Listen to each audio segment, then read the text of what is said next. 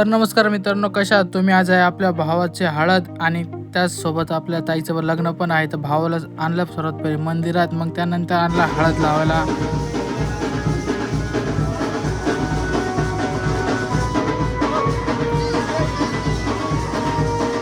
मित्रांनो, आपल्या इथे 2 लग्न आहेत ते एकाच सोबत आहे. म्हणजे आज आहे आपल्या भावाची हळद आणि त्याच दिवशी आपल्याच बहिणीचं लग्न आहे.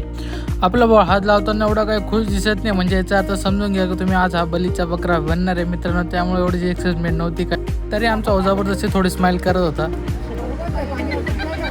मित्रांनो, भावाची हळद वगैरे झाल्यानंतर आलो बारातनीचं स्वागत करायला, म्हणजेच आमच्या जिजूंचं स्वागत करायला.